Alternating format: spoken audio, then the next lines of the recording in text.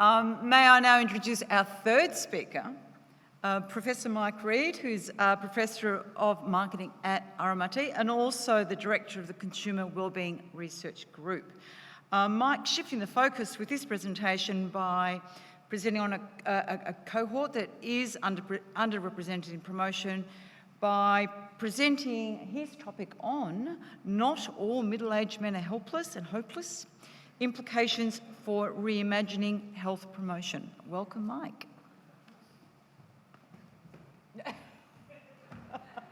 May I lend you a helping hand? Sorry, that was my dad joke for the whole seminar, right?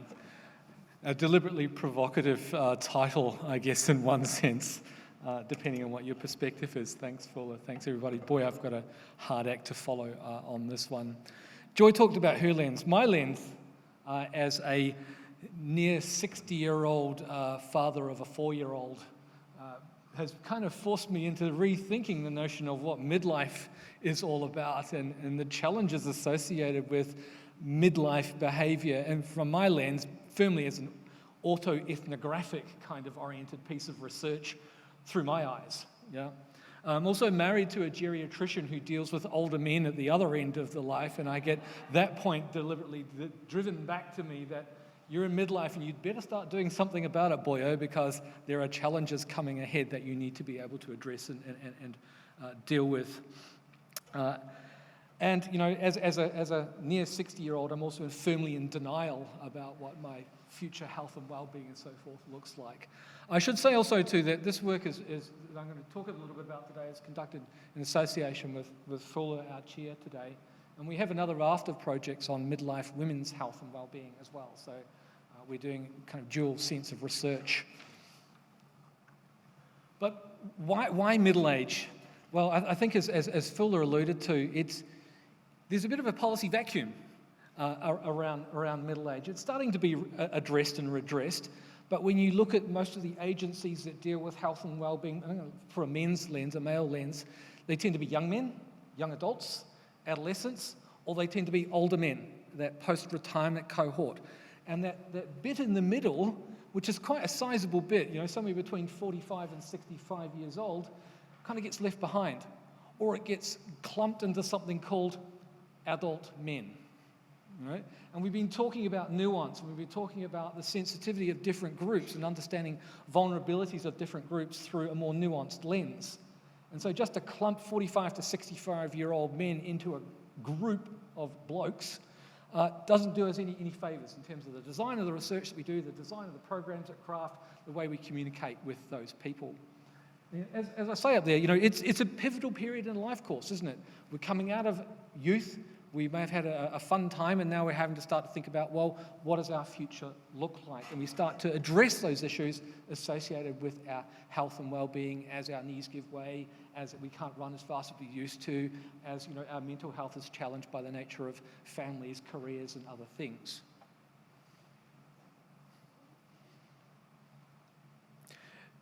As I said, it is underrepresented in this health promotion area, and you do start to see more strengths-based work actually coming out here. Healthy Male, for example, and parent language is a recent example that spans both younger and middle-aged men in that discourse.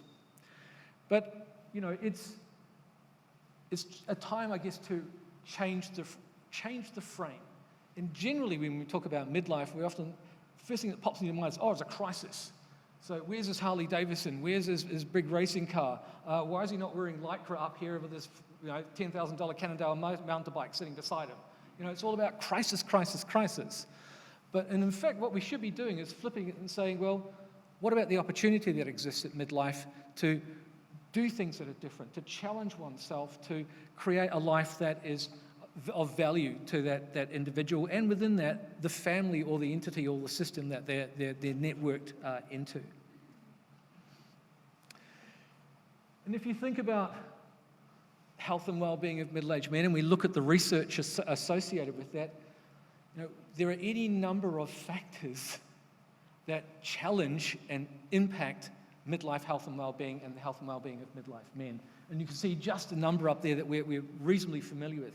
The nature of masculinity and the adherence to traditional masculine norms is always put out as something that creates that impetus. stress and burnout, procrastination, lifestyle choices, isolation, health literacy and digital health literacy, psychological health associations, depression and stress and anxiety. And in one sense, and this might be a challenging statement, the need for men to readdress or to address their position in society. And that in itself creates a challenge for many men. Who I was and who men were is no longer what we are going forward. We're challenged with those notions of our masculinity. We're challenged with those notions of traditional roles that we used to play. And yes, we need to make those changes, but that's a journey. So what I'm going to do is just race you through, because we've got this 8 minutes, race you through 3 little studies and show you 3 little outcomes, and then some pointers. We did 3 studies around this, and one of the first studies we did was looking at purpose in life and its influence on well-being. And we had a whole raft of different factors wrapped up in that study: masculinity, procrastination, burnout, stress. And we thought about the goals that midlife men have. And when we talk goals, it's not just health goals. We need to broaden this notion of goals. And I'll talk about that in 2 seconds. We did a survey, so it's very quantitative. One of the findings that came out of that is this notion that finding a clear purpose in life is very strongly associated, at least in the research, with better perceived health, better perceived lower depression, better perceived physical functioning, lower burnout and stress. There was also an association, quite a strong one, between proactive health and well-being behaviours, purpose in life, and that having better physical goals, having better mental and financial goals, and having better relationship goals being set. There's this notion that purpose in life is important, yet we don't often address it in the work that we do, in the comms that we create. In the second one, not the same cohort, different study, but we were looking here then at health literacy and its influence on help-seeking behaviour of middle-aged men. And the main finding out of that is that the greater propensity to seek help was associated with health literacy. And we've talked around that topic a little bit about today in terms of the literacies that exist, in this case health literacy, and its importance in helping midlife men achieve better things for themselves in a health and well-being sense. So being open to talking about their feelings, being more willing to address embarrassing issues, having fewer perceived barriers to attending health practitioners are all associated with improved health literacy. Now, Lucy and others talked about the need for segmentation and the need for nuance. So we dived into another study that was there. This is called the 10 to Men study. And I don't know if you know that, but that's a multi-wave study with over 10,000 men, 15,000 men in each wave. Now, we hived out of that the middle-age cohort and examined their behaviours and their practices and the outcomes of that. And we clustered it. We created segments. And we found in wave 1, 5 different segments existed in midlife men. We called them sufferers, mental decliners, very wells, in denials, and they all had different psychological propensities to be healthy or not, and to behave in certain ways. Health literacy was very central to that. And I guess it comes back to that notion that Zane and others are talking about, the need to talk to different groups differently.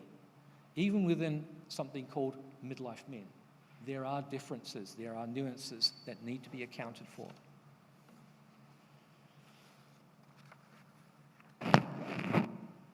In terms of a few lessons, as my time runs out, what do we take away? That health and well-being literacy is central, and I move beyond health literacy to including well-being literacy in there as well. Not just the medicalized notion of are you well in a health sense.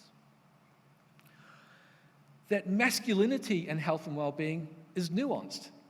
We often talk as a statistic in a survey. I summate 12 items and call it masculinity. But when I break that down, different components of masculinity are differently associated with behaviours or with perceptions of health. So we have to move beyond just a single notion or a single statistic of masculinity. We need to be able to understand journeys So the qualitative work, the ethnographic work that's needed to sit down with middle-aged men and work through their journey, their health and well-being journey, not just their health journey, their health and well-being journey, and to understand, how they attend messages, how they engage with material, how they reject things that they're supposed to be or that we would like them to engage with. Map the competition. One thing we haven't raised today really is competition. How many messages are you bombarded with to behave well, to do things differently, to give to different things?